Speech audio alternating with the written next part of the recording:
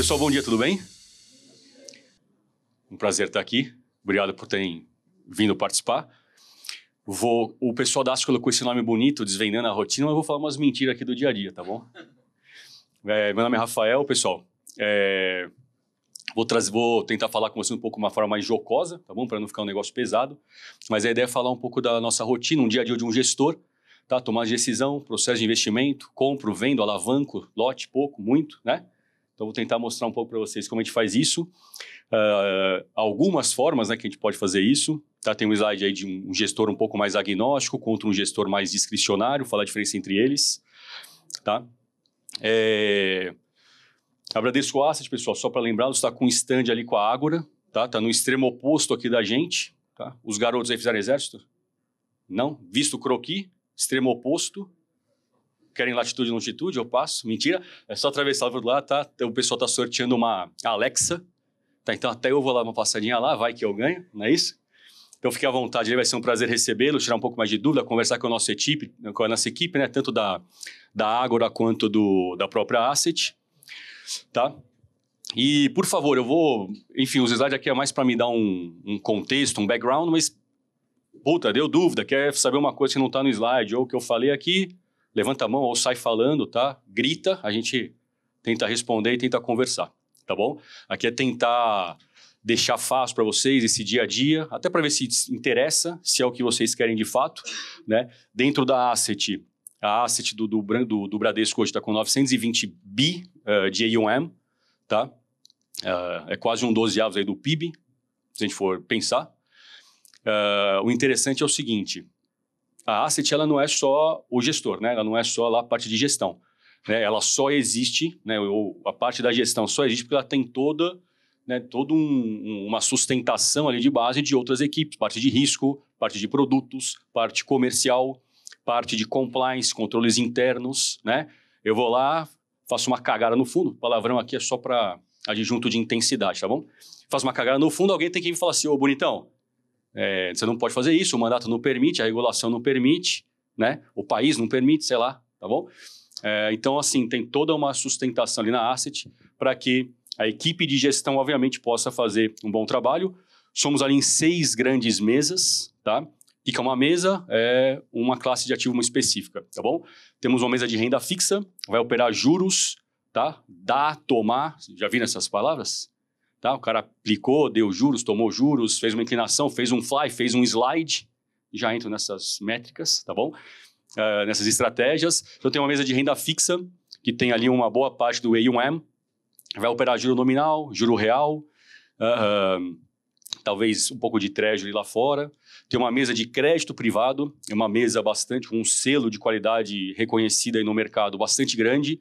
Tá? O Vitor Toffolo, Head, vai estar falando daqui a pouco, ali às 11h30 também. Tá? É uma mesa aí que deve ter uns 400 bi de AUM, desses 920, né? Vocês sabem aí, nos últimos anos, os investidores migraram bastante para crédito, tá? Então, foi uma mesa que cresceu, é uma mesa bem interessante, porque a mesa de crédito e a mesa de renda variável, além de ter os gestores, eles também têm uma equipe de credit ou equity research, tudo bem?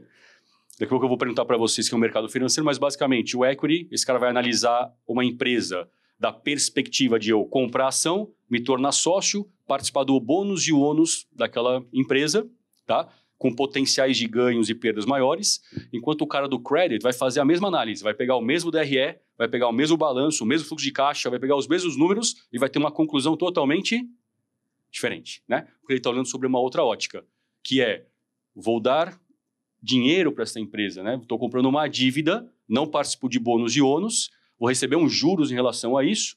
Se essa empresa quebrar, eu me Exato, tudo bem? Então, isso é legal. Então, mesa de renda fixa, mesa de renda variável, né, com Equity Research, mesa de crédito com Credit Research. Tem uma mesa de FOF, Fund of Funds, Investment Solutions, solução de investimentos. São os colegas que alocam recursos dos clientes Bradesco em outras casas. Algumas casas estão aqui. Tá? Compra um fundo da Ibiúna, porque o gestor ali tem uma cabeça diferente, um fundo da Quinéia, um fundo da não sei quem, tá? Então, esses caras têm uma expertise diferente da minha. Porque eles conhecem muito bom o gestor da outra casa, entendem a cabeça do cara para ver se vale a pena, dado o momento de mercado e cenário que eles imaginam, pôr ou não dinheiro ali. tá? E eu me perdi nas mesas. Renda fixa, crédito, renda variável, FOF, a nossa, né, voivô. A mesa de multimercado, tá? Eu deixo a mesa de multimercado por último para dar mais ênfase, mais ímpeto. Mentira. Mas é uma mesa que é diferente das outras. Renda fixa vai comprar renda fixa. Crédito vai comprar crédito. Equity vai comprar renda variável. Multimercado é mais interessante, né? Porque a gente pode comprar qualquer uma dessas classes de ativos, qualquer geografia, em qualquer nível de exposição, alavancagem, etc., né? Então, perceba que a minha vida, 24/7, coração, 120 BPM, não é isso? Acho que vou ganhar dinheiro, aí vê o Trump, coloca tarifas. Aí você inverte a mão, né, monta uma outra posição, o cara fala, mentira, é só 10% de baseline. Caraca, aí você desmonta de novo, então você fica nessa ânsia de mercado, tá bom? Então já falei bastante, esqueci uma mesa. Multimercado, renda fixa, crédito, renda variável, FOF, indexado, perfeito. E uma mesa de indexado internacional, tá bom? Nós lá temos uma vertente dentro do multimercado, que são o pessoal de alocação, de asset allocation. Eles usufruem muito de fundos indexados passivos, tá? E o fundo passivo, o fundo lá, o gestor tem que entregar 100% de Bovespa. Nem um base a mais, nem um base a menos. Beta 1, ok? Ele vai lá seguir, comprar todas as ações de Bovespa, o mesmo peso. Trabalho fácil ou difícil? Difícil para cá. Embora o cara não tenha que gerar alfa, né? O cara não tem que dar excesso de retorno, esse cara todo dia tem que estar colado porque ele tem que ter um tracking error diminuto, zerado. Tudo bem? O que é um tracking error? O quanto eu estou desalinhado com o índice, tudo bem? Se o Bovespa caiu 3,70 ontem, esse fundo tem que cair 3,70. Se ele cair 3,71 ou 3,69, o gestor indexado vai ficar chateado, porque ele gerou tracking. Ok? O tracking é ao quadrado, sempre fica positivo, esse cara vai perder bônus no final do ano e vai... Tá bom? Porém, eu quero que ele me entregue alfa, eu quero que ele me entregue tracking zero, né? Porque eu quero ter certeza que se eu faço uma aposta em Bovespa e coloco mais dinheiro, eu quero ter certeza que eu estou comprando o beta 1 de Bovespa. Eu não quero comprar Ibovespa e achar que eu estou elevando minha exposição a risco e esse cara está shorteando a ação e diminuindo o beta. Tudo bem? Eu não vou conseguir expressar a minha view de gestor porque ele está fazendo o contrário do que eu gostaria. Ok? Já vou entrar nesse mérito. Era essa a palestra. Mentira. Agora a gente começa. Tá? Aqui é um pouco de mim. Aqui acho que é mais para contar, pessoal, que cair no mercado financeiro não é trivial. Tudo bem? O mercado financeiro já ouviram falar, o mercado financeiro é um ovo, que é pequeno. E aí você querer cair na gestão é ainda menor. Tá? E eu sempre costumo dizer que é o seguinte, como que eu viro gestor?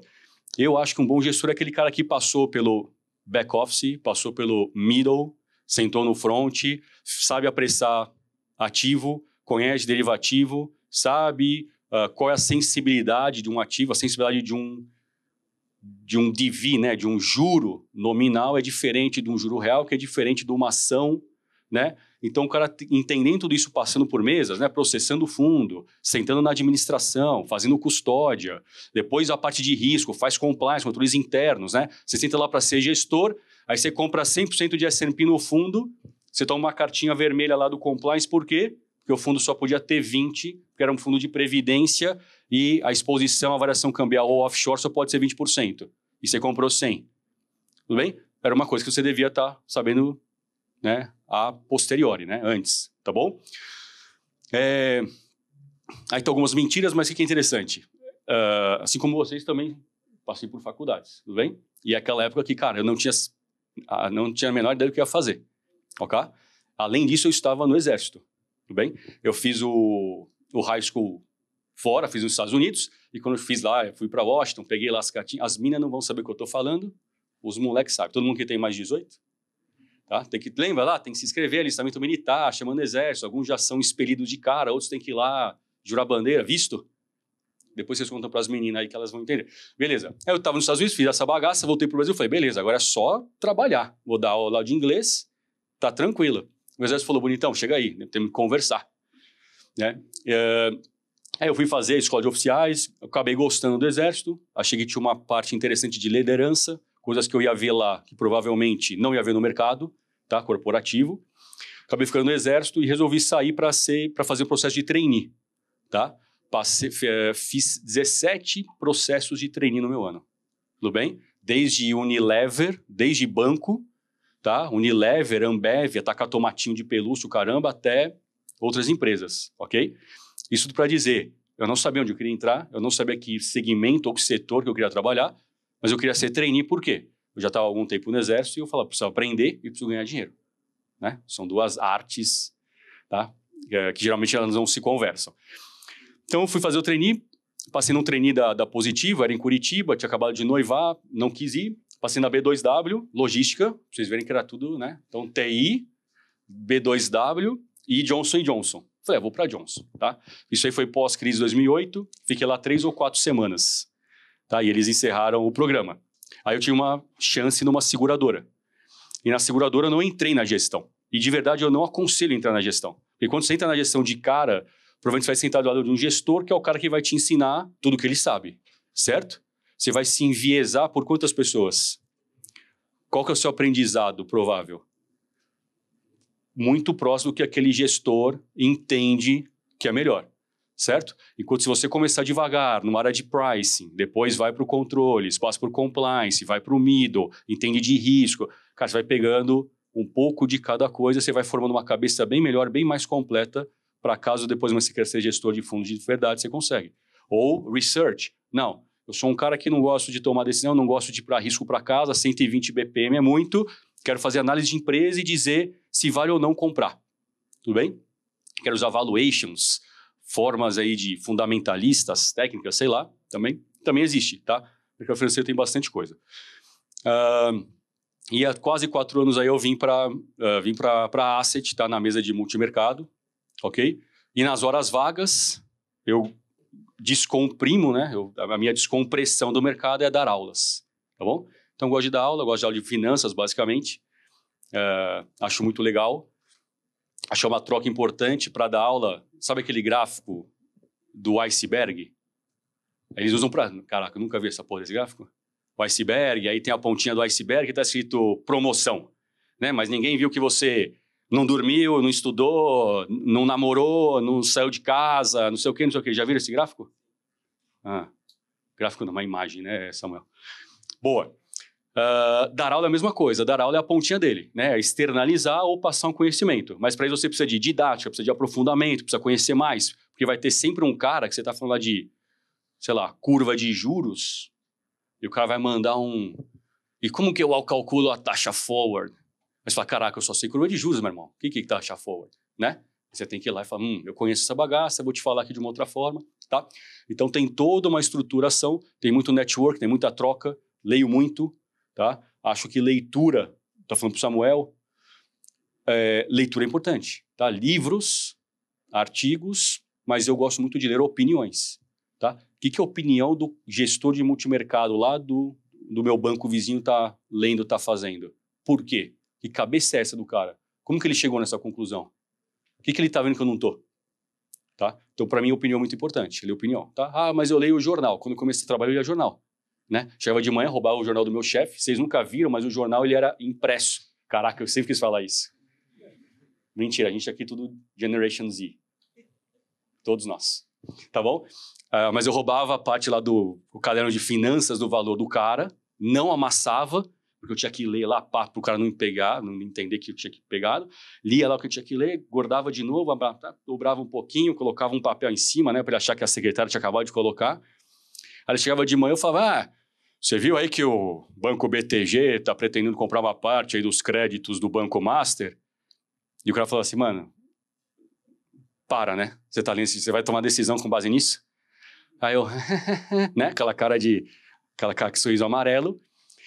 Então você vai aprendendo que, assim, se tá no jornal é porque todo mundo já sabe, tá? Depois pesquisem, tem a hipótese de mercado eficiente, tá? É o quão rápido as pessoas tomam, quanto que a circulação circula, a ponto daquela informação ter ou não valor.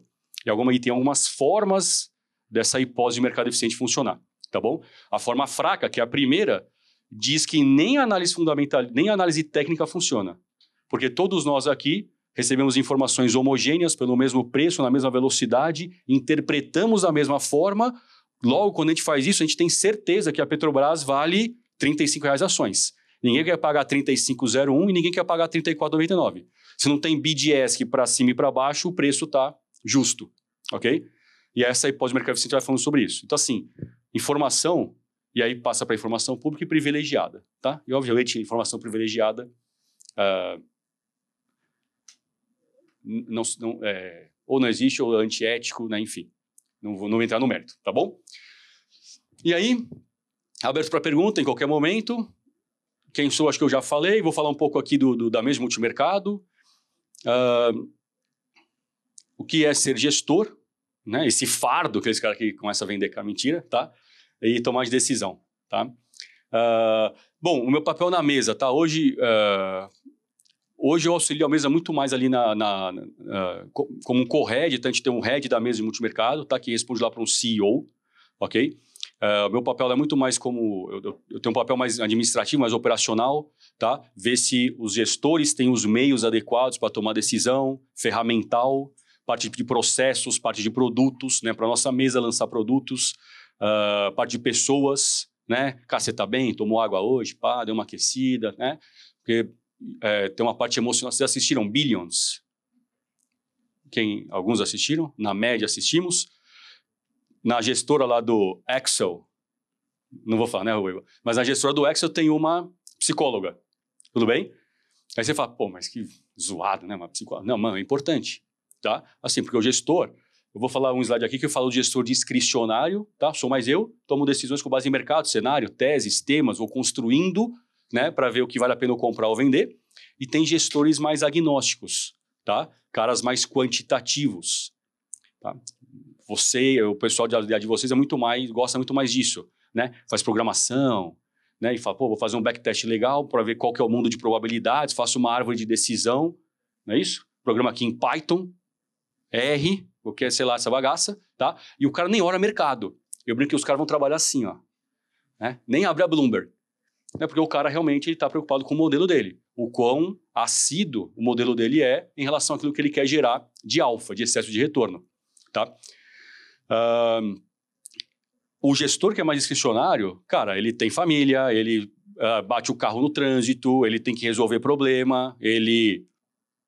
Name it, né? Tem um monte de problema que vocês também têm. Tô vendo na cara de vocês um monte de problema que vocês têm aí no dia a dia, né? Só estudar. Você faz pro meu filho, tá? Mas assim, e isso obviamente impacta o seu dia a dia, né? O como você vai pro trabalho, como você chega, e pode impactar as tomadas de decisões, tudo bem? Que eu ia falar aqui. Tomar de decisão. Todos nós tomamos, né? Decisão de alguma forma, né? Já falo um pouco disso. Então, meu papel na mesa é mais isso. E eu tenho uns fundos lá que eu faço gestão. É impressionante, porque os dias que eu não mexo no fundo, eles porram em alfa. E os dias que eu tento fazer um trade, acontece o quê, Voivo? Eles perdem, né? Então, eu percebi que eu sou muito melhor calado, quieto ali, só olhando o tempo passar. Tudo bem? S&P, que onde você conhece S&P ontem? Caiu quanto? 6%, nada, né? Aí você tem 20% disso, você deixou 1 mês e 10 dias de CDI. Você tem que entregar CDI mais 3 no ano, você já está em CDI menos 4,20, né? E já foram 3 meses, né? Aí o cliente liga e fala assim, mano, você é bom mesmo, hein?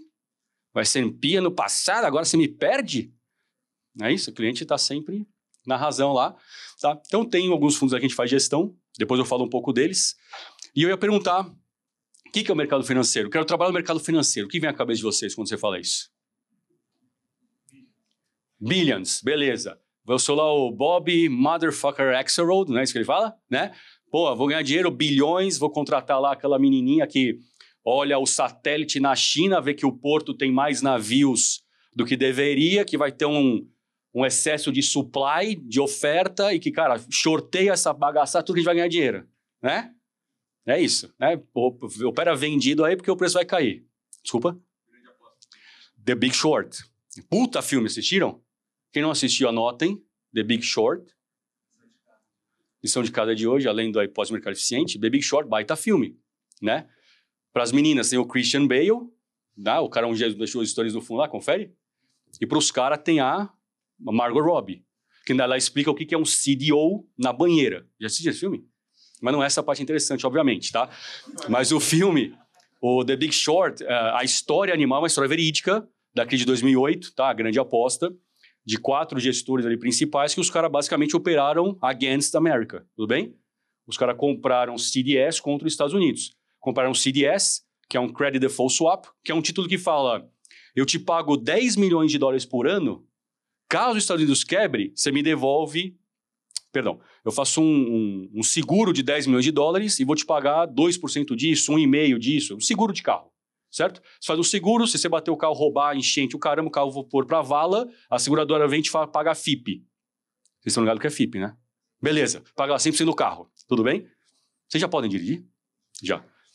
Tava lá 100% do carro, beleza. O CDS era isso.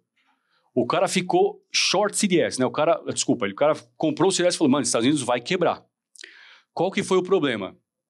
Os Estados Unidos começou a entrar numa crise de 2008, lá o problema de real estate, de housing, indo para o vinagre, né?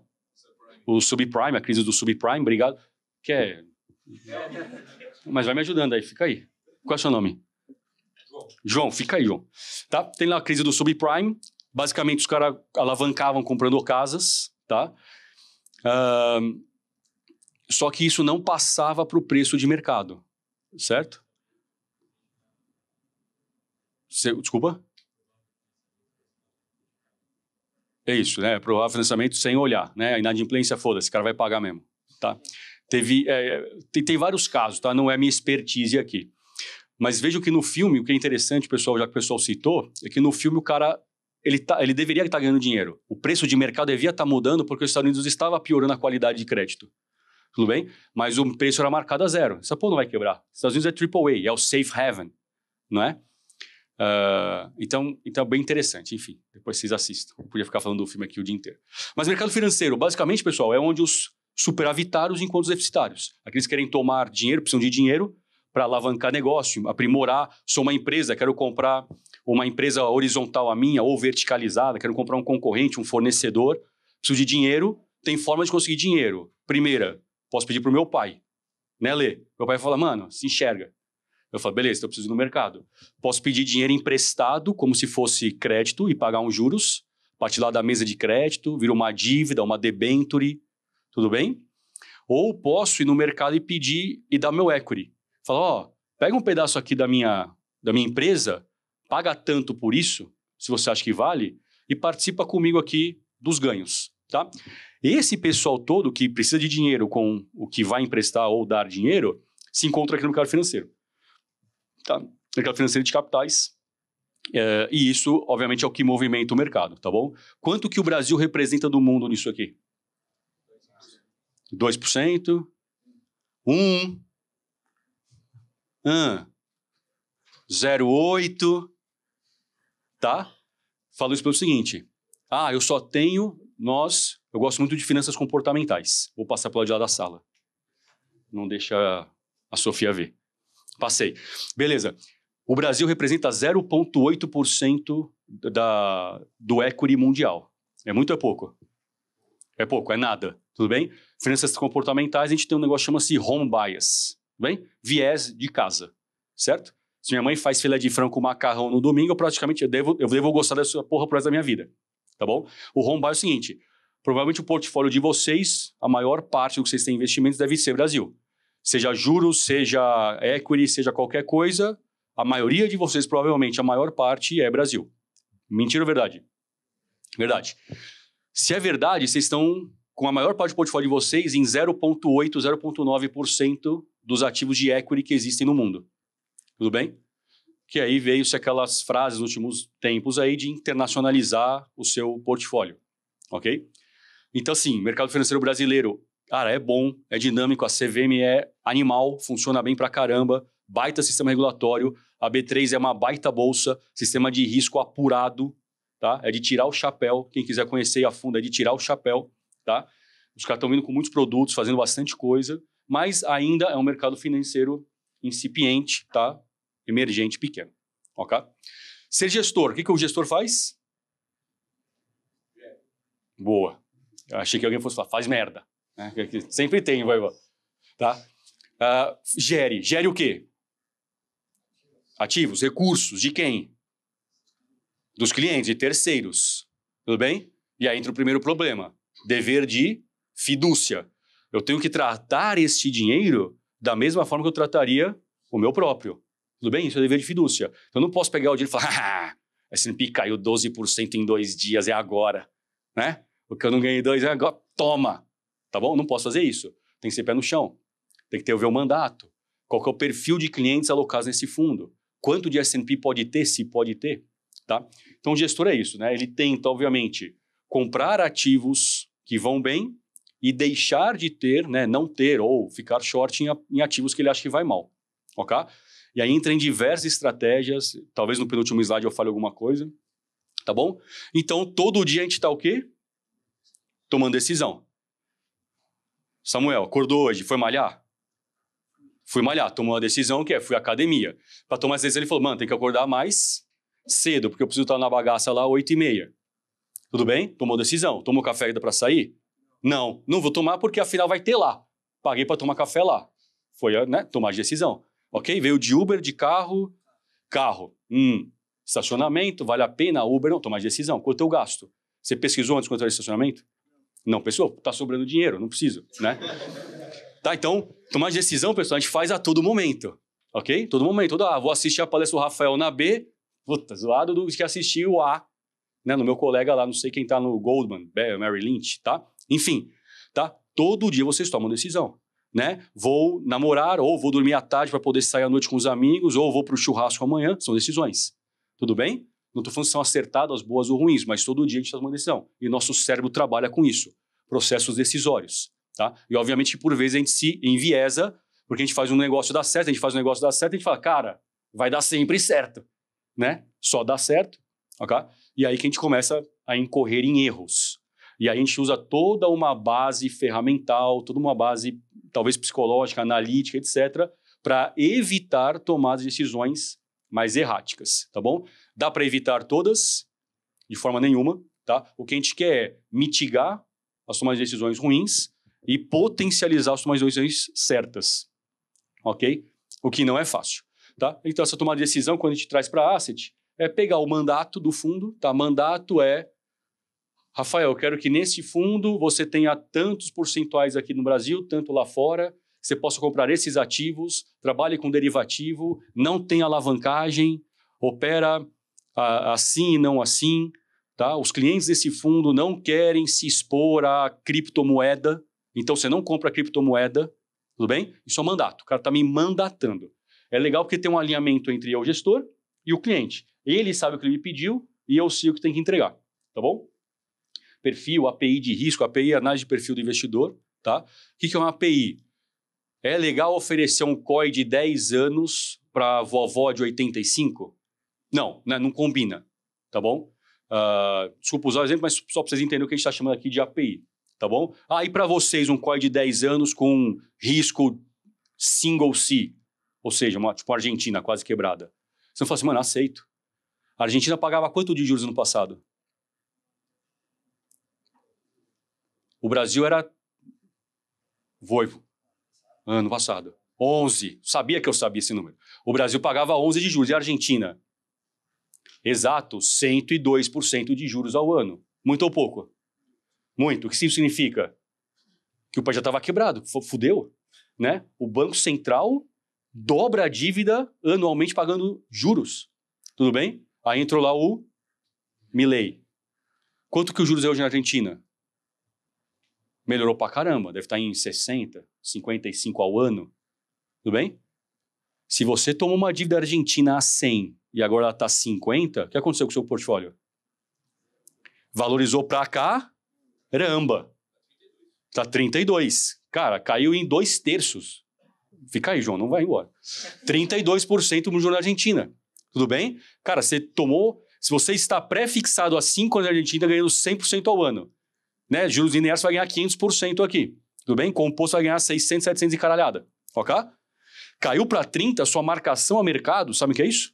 Né? Todo dia apreciar o valor justo daquele ativo, o valor justo da 100 era um número, e agora a 32 é outro. É um número bem maior. O cara que comprou baixo e agora estava a 32, está ganhando muita grana. Tudo bem? Agora, quem compraria Argentina no passado? Né? E quem vai comprar agora que tomou de 4-1 ali, tá puto, não é isso? Tá bom? Então, tô rápido ou devagar, Sofia? Tá bom. Papel do PM. Pessoal, desculpa aqui, o PM é o gestor, tá? A gente quis colocar um nome bonito. Portfolio Manager, né? Em alemão, brincadeira, só sempre em inglês. É o PM. Ele toma, então, essas decisões que vocês comentaram. Então, tem algumas responsabilidades diárias, processo, tal, gestão de risco. Tá pequenininho, mas está escrito aqui, ó, monitorar tendências de mercado, curva de juros, política monetária, político, macro. Eu era moleque, entrava no carro com meu pai, ele colocava a Jovem Pan e eu queria ouvir um Offspring. Eu ficava puto porque eu tinha que ouvir lá os caras falando, né, o pulo do gato. Vocês sabem o que é isso? Nem Offspring? Tá, queria ouvir uma banda aí. Belo? Não gostei. Tá bom. Queria ouvir a minha música e meu pai punha a Jovem Pan. Aí vinha lá o ministro da Fazenda, eu falava, mano, pai, vaza, paizão. Porra, nada a ver, política. Cara, hoje, se você não tá a par disso, minimamente a par, você já tá muito para trás. Porque a gente tá numa era da informação, que a informação é rápida, chega muito. Falei para você, ler jornal não é o mais adequado para tomar decisão, mas é minimamente bom para você estar informado. Tudo bem? E hoje muda muito. Eu quero saber da curva de juros. Como que é a curva de juros brasileira? Aliás, se eu pudesse... Class of 1999. If I can give you one advice. Já viram esse filme? Esse vídeo? Mano, eu tenho que evoluir nos meus exemplos. Se eu pudesse dar um advice, conselho, entendam bem de juros se você quiser para o mercado financeiro. Tudo bem? Ah, não, mas eu vou ser um equity research. Beleza. Como que você vai descontar a empresa a valor presente para saber quanto vale as ações? Usando juros. Juros do real, juro nominal. Tá? Ah, quero operar uma inclinação de curva americana contra a europeia. Tem que conhecer de juros, apressar, saber como calcula. Então, juros para você é base de tudo. Vou aplicar meu dinheiro. Compro meu carro à vista ou dou 30% de entrada e pago o restante em 100 juros, se eu tenho dinheiro. João, ele vai fazer a conta e já fala. Tudo bem? Cara, isso tudo é importante. O juros é importante pra caramba. Então, se eu puder dar um conselho inicial, é o seguinte... Entenda bem de juros no mercado, que vai te ajudar na área de crédito, na área de multimercado, na área de FOF, na área de renda variável, tá? Juros é a base de tudo. E você entender shapes de curva de juros, né? O Brasil, agora a gente falou do número único, que é a taxa básica, que o Joãozinho falou que a Argentina é 32, a gente aqui está em 14,25, tem rompendo aí quase a máxima histórica, talvez no próximo Copom, indo para, sei lá, 14,5, 14,75, tá? Só que isso aqui é um spot. Esse é o juros à vista. E quanto vale o juros daqui 3 meses? E 6? E daqui 1 ano? Quanto vale o barril de petróleo daqui 1 ano? Minimamente vale o que ele vale hoje, acrescido de um juros americano de 1 ano. Tudo bem? Barril de hoje com custo de oportunidade. Ok? Então tem que saber essa bagaça. Política, monetária, fiscal, o governo gasta mais. Você me emprestaria dinheiro a 14,25, Lê?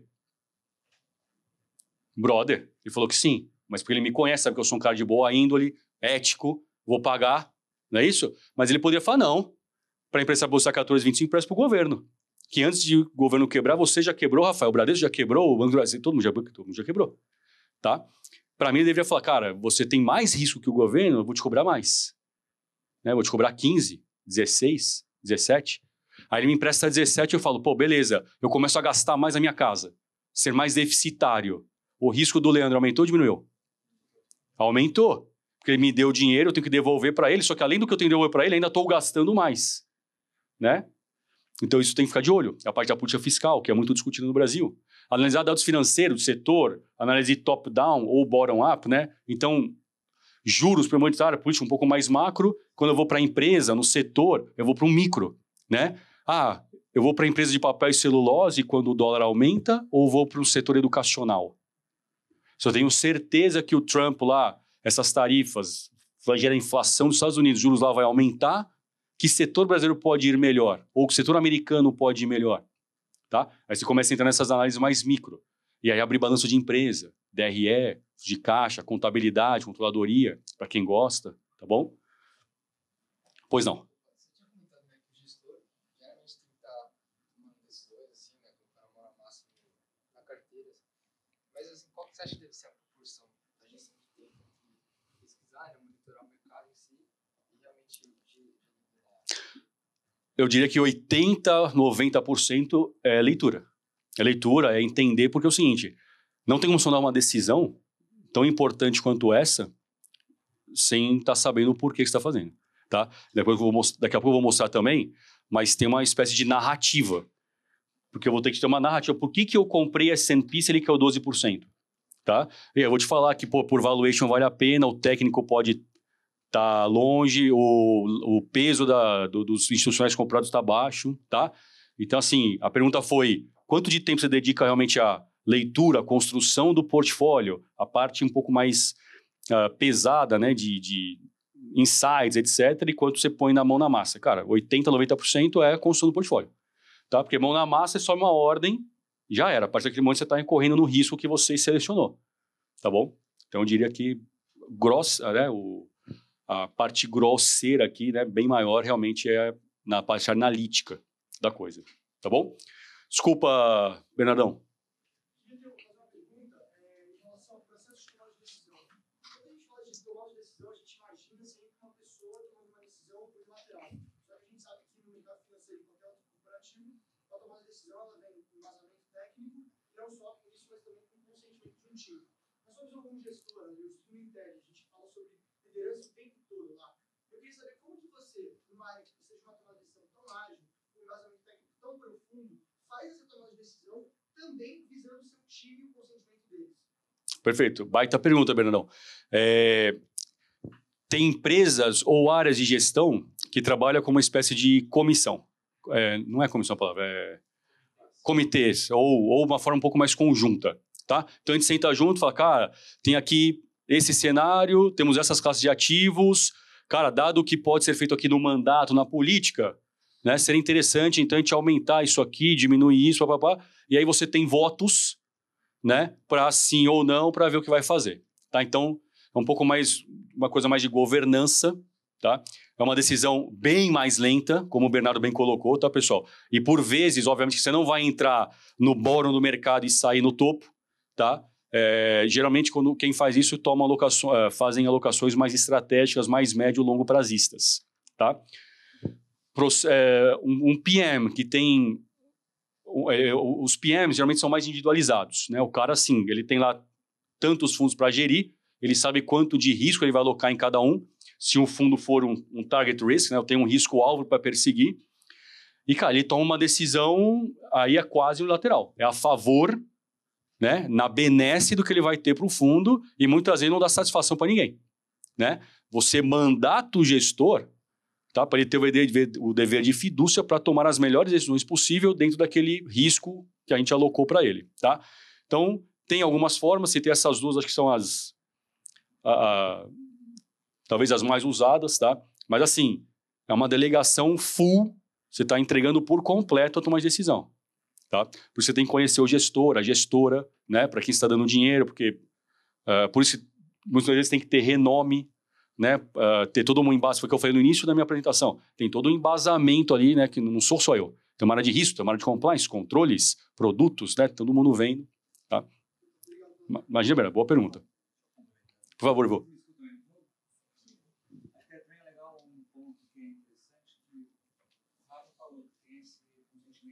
Já foi meia hora. Mas também o gestor tem a liberdade de tomar uma decisão própria da carteira dele. Então, por exemplo, a mesa está falando que é o momento de comprar e fazer. Se o Rafa não achar que é o momento, ele não é obrigado a fazer isso. Então, a carteira dele de investimento, ele vai ter, lógico, vai ter assim, um perfil de risco, uma meta de mobilidade, todos esses pontos. Mas dentro da perspectiva dele também. Aí ainda é tomada de decisão do próprio gestor, que é um ponto interessante. Quem está colocando o risco dele ali, seja pelo retorno dele, seja pelo bônus dele, seja qual for a meta que você quer olhar, é o próprio gestor. Tem essa diferença também. Tem opiniões comuns a todos na mesa? Tem. Mas tem opiniões que você só no rádio. Exato. Isso é importante também. É o meu na reta, né? E eu sou pago, ou vou ser pago ou não, se eu acertar o que eu me propus fazer no fundo. Tá bom?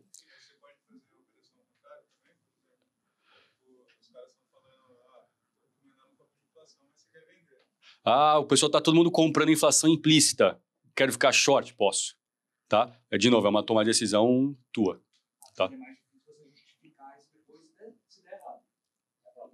Todo mundo aqui tava falando uma coisa e foi na outra. Aí é um risco. É isso. Se tiver certo, vai ser das outras. Essa semana aconteceu. Eu coloquei uma nota lá de... Eu tinha colocado uma nota em meados do mês passado lá de ficar aplicado no pré-médio. E a nota ficou muito alta. Eu tava com muito gosto pelo pré-médio. Na nossa reunião de conversa de mês, a diretora achou e falou, quem é essa nota aqui? Por quê? Então, assim, a mediana, né? A gente sabe e não precisa explicar, né? Mas os distoantes, é interessante ler a visão. Por quê? Tá? Então, pode acontecer isso sim. Pois não.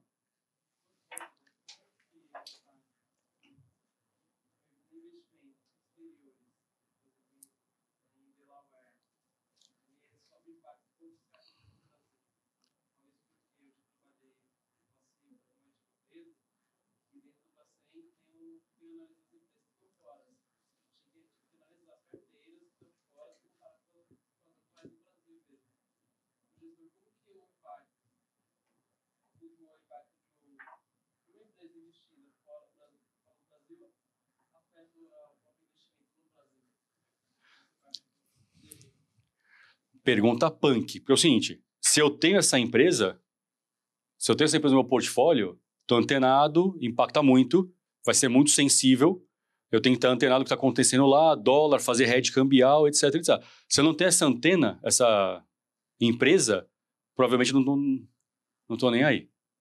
Né? Provavelmente, assim, se eu não tenho essa empresa, a não ser que seja uma Mag 7, né? Eu nunca tive Mag 7 no portfólio diretamente, mas eu sei que impacta, porque a S&P cai.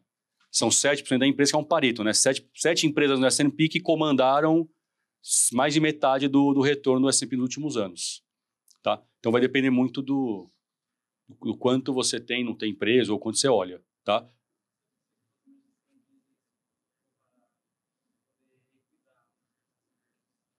Gestão de risco da empresa lá fora.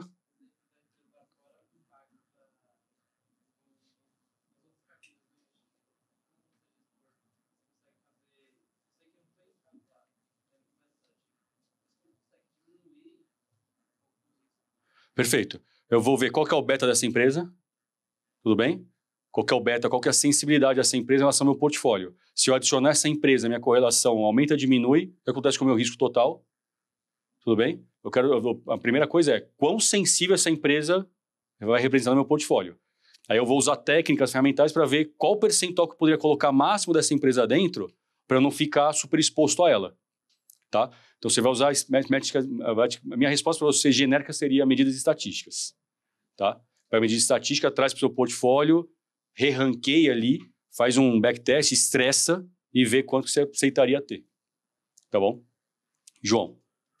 Recentemente, tem um mercado muito recente, mas que está chegando agora, principalmente no Brasil, com a regulamentação, no mercado de criptoativos. Tipo, não sei se por questão de contar você pode falar, mas geralmente como na parte as mesas operam isso, via ETFs, correndo risco de delay, isso é uma manipulação de mercado domingo, me lasco na segunda porque não consigo tirar antes.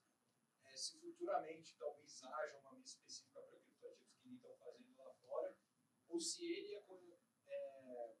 se as tomadas de decisões são feitas considerando o criptoativo como só um ativo de alto risco, assim como se fosse, por exemplo, a ação de uma small cap, por exemplo, de riscos elevados. Boa, João. Eu acho dúbio, e minha resposta vai ser na minha opinião, tá? Eu acho que podem ter algumas vertentes acontecendo. Por exemplo, pode ter gestor que vai querer fazer uma arbitragem triangular. Seja com entre criptomoedas ou entre os câmbios entre elas. Vai ter gestor que vai ficar passivo. Vai comprar, não sei os nomes aí, falam. Vai comprar Ethereum, o ETF de Ethereum, porque acha que isso aqui vai andar. E quando você adiciona ETF numa carteira, 1,5%, você já tem a resposta que eu estava dando para o colega, você já tem um efeito de diversificação bom, tá? Sua vol diminui porque a correlação do ETF com ativos líquidos ela é bastante baixa, ok? Tem uma terceira que é o seguinte, já ouvi dizer que ETF, se bem consagrado, bem estruturado, embora eu não acredite nisso, tá? Mas se bem consagrado, ele podia começar a se tornar um safe haven, como já foi o ouro, como é o dólar, e se isso for verdade, se isso pegar, a gente pode ter um desmembramento de mercado interessante, tá? Então, não sei te responder diretamente, João, mas acho que é algo para ficar. Lá no Bradesco a gente não pode ter diretamente, tá bom? Enfim, mas acho que Eu não gosto de ETF, desculpa, eu não gosto de cripto, porque eu não entendo, mas eu acho muito interessante o blockchain. Tá? Eu acho que o que o cripto mais legal trouxe, de fato, é o blockchain. Tá? Pessoal, toma de decisão, ferramental, tá? Método de análise, como que eu faria, discricionário agnóstico, né? Se eu tomo uma decisão com base na minha cabeça ou se tomo uma decisão com base no modelo, tem um slide sobre isso. E a gestão disso, como eu falei, né? Muito importante, não só eu, o gestor, fazendo, mas o pessoal da minha mesa, o meu ponta de mesa, a área de risco, o compliance, controle, o Vevodic lá ditando as regras, tá?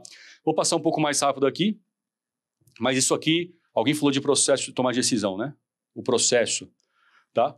A gente, basicamente, na mesa de multimercado, isso aqui vai mudar de casa para casa, tá? Algum olha mais aqui, mais ali, mas eu tenho fonte de informações, tá? Vou conversar com meus comitês internos, vou olhar o macro, o micro, pesquisas proprietárias nossas para tentar achar um leading indicator, né? Um indicador,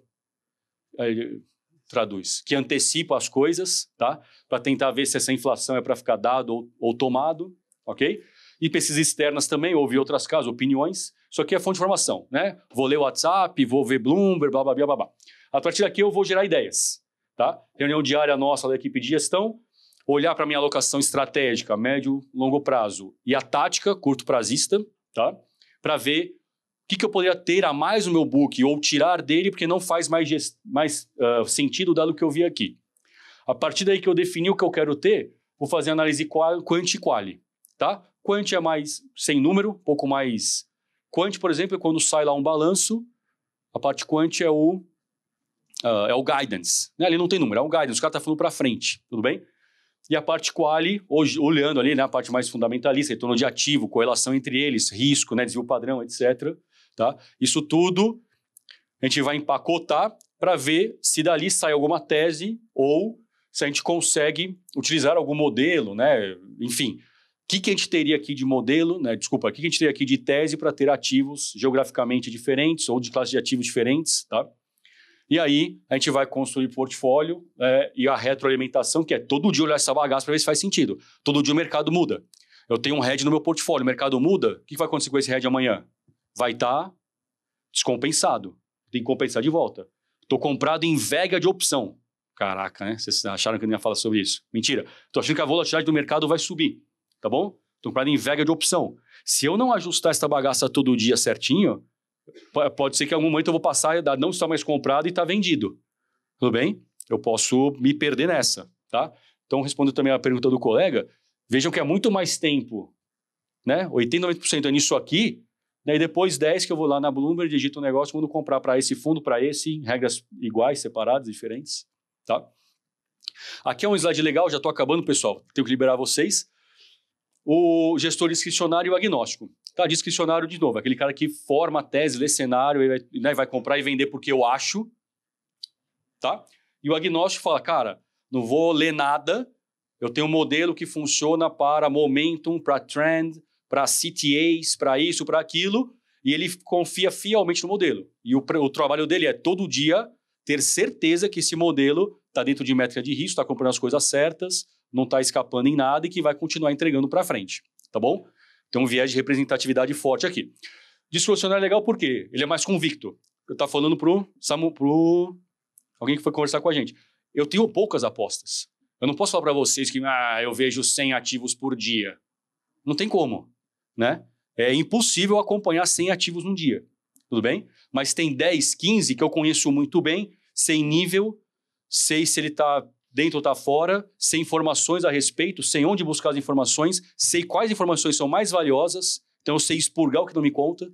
Aqueles 10, 15 ativos, eu sou bom neles. Provavelmente é onde vai gerar 80%, 70% do meu excesso de retorno. Ok? Vis-a-vis o agnóstico, ele tem escala. Esse cara sim, ele olha 400, 500 ativos. Por quê? Porque ele vai ter lá uma tabela quantitativa absurda que vai no valor, tanto em absoluto quanto relativo, dizer para ele se está fora, se está longe, por Z-score, né? Se está barato, se está caro, por qual métrica, tá? E ele consegue fazer algumas apostas bem maiores que as minhas. Então veja aqui, se eu tenho R$100 para 10 ativos, cada ativo vai ter R$10, ok? Esse cara tem os mesmos R$100 para 500 ativos, João faz a conta, esse cara aqui vai ter 50 centavos, sei lá, quanto em cada ativo. ok? Ele tem muito mais aposta, muito mais pulverizado, tá? Se o mercado cai, eu vou perder 10% por ativo. Ele vai perder 0, alguma coisa por ativo, porque tem 500 lá dentro. Tudo bem?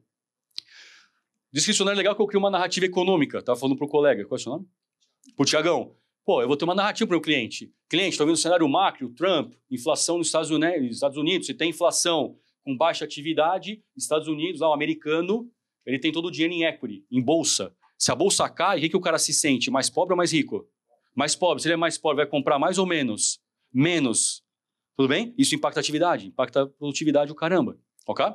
E o contrário é verdadeiro. Mas eu vou montando toda uma narrativa para dizer, por isso eu vou ficar short S&P. Pá, conclusão. Ok? Então, pro discricionário é fácil fazer isso, é mais fácil. O agnóstico não tem essa, ele acredita na lei dos grandes números. Quem faz estatística aí?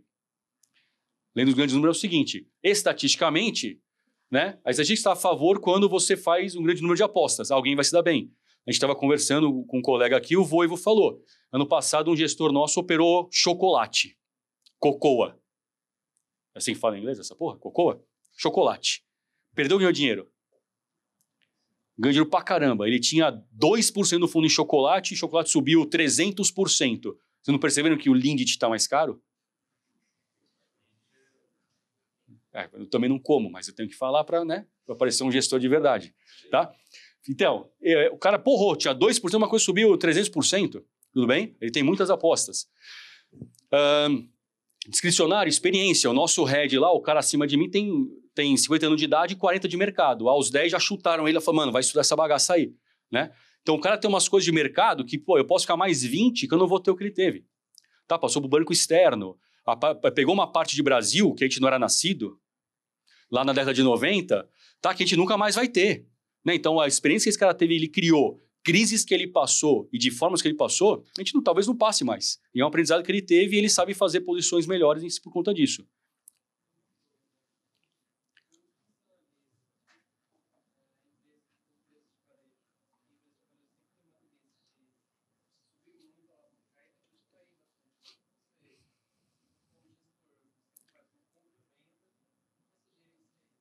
Perfeito.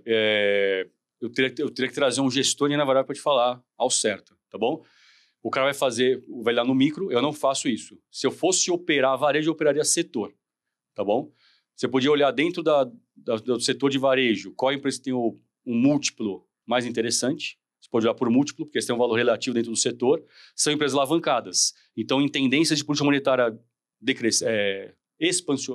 expansionista, política monetária, juros para baixo, empresa alavancada, vai bem. De repente você quer ter mais esse cara. Eles têm beta maiores que 1, né? Juros contracionista, provavelmente você rapa fora. Estou fazendo uma análise top-down rápida, tá bom? Mas você deveria ver qual a alavancagem, que tipo de alavancagem tem, se tem dinheiro externalizado, como está balanço, fluxo, tá? Eu não saberia, teria que ir bem mais a fundo aqui, tá bom? Tenho que acabar, é isso? Já estou na redução, né? Só acabando? Quanto tempo eu tenho? Nada. 5 minutos. Lá no stand eu termino a apresentação.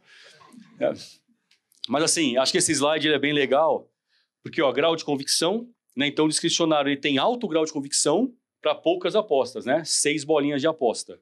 O agnóstico quantitativo, né? Os colegas que a gente tem lá na Asset, quem é que eu falei que o cara usa o cabresto lá de cavalo? Não fala que eu falei isso para os caras, hein? Os caras vão ficar bravos.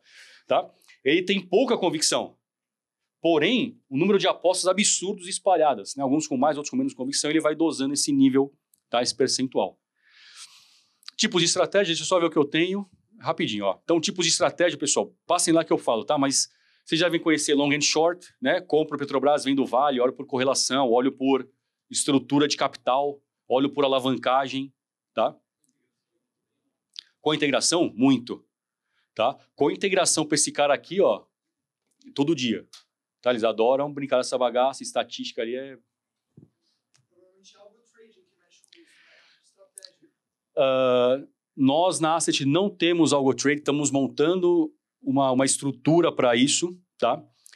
Nós não tomamos decisões automatizadas, sim, mas o algo trade, alguém citou aí o high frequency trading, né? Os Flash Boys, o Samuel, tá?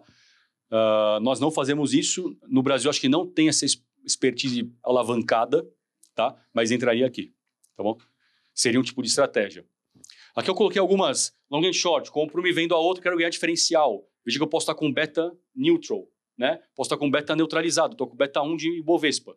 Ou seja, não tenho muito risco além do Ibovespa. Mas eu posso potencialmente ganhar quando a long subir e a short cair. Eu ganho duplamente, ok? Market neutral, né? Estou neutro no mercado, estou com Ibovespa. Para eu replicar Ibovespa, pessoal, preciso comprar as 80 ações do Ibovespa? Sim ou não? Não. Eu posso replicar de outras formas. Posso comprar setor. Posso comprar a melhor ação do setor ou a mais líquida e acreditar que aquilo lá é um...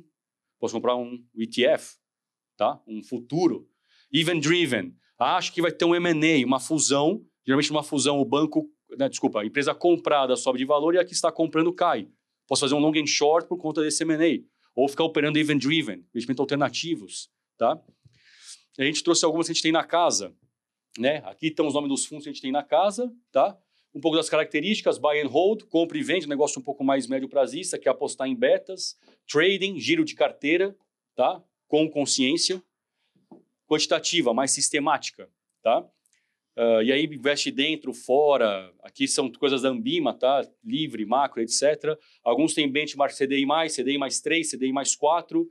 Aqui é um benchmark híbrido, tem o S&P, tem o Ibovespa, tem a RFM, IMAB, tem uma coisa lá fora, tem o crédito e tal, faço um mix, jogo na caixinha, sacoalho a caixinha e falo, opa, tem que ter isso aqui. Isso aqui é melhor que CDI, tá bom? Tem benchmark proposto, 60-40, ouviram falar? 60-40, algumas regras de mercado. Quanto você tem que ter de ações na sua carteira? 100 menos a sua idade. Vocês têm 20, 100 menos 20, 80% de ações. Ok? Regra de bolso. Thumb. Tá bom? Por exemplo, isso aqui é um 60-40 que funciona há muito tempo nos Estados Unidos. Tá? A gente tem na casa. Enfim. E só para acabar. Me ajuda aqui. Tá? Bradesco Asset. Melhor gestor de mercado. Tá? Foi a primeira empresa a conseguir a tríplice coroa. Tá? Os caras que surfam aí tá ligado o que é isso. Mas aqui foi a tríplice coroa que a gente ganhou das 3 principais casas de pesquisa, tá? De um único ano. Melhor banco para investir. Desculpa. As 6 FGV, mais melhor banco, melhor gestora geral e melhor de previdência. Tá? Isso era um feito que nunca tinha acontecido. Nossas redes sociais, é um prazer poder tê-los ali. E as carreiras. Estou interessado nas mentiras que o Rafael contou. banco.bradesco/trabalhe conosco. Tá bom? Faz ali o cadastro, a gente vai estar super aberto a receber o currículo de vocês, dar uma analisada, a gente entender, conversar, tá bom? É um prazer. E como o Voivo e a Sofia falaram, nosso stand está longitude 47, está do outro lado ali. Passem lá, vê se vocês ganham a Alexa e conversem mais com a gente, tá bom? Desculpa a pressa, foi um prazer, obrigado.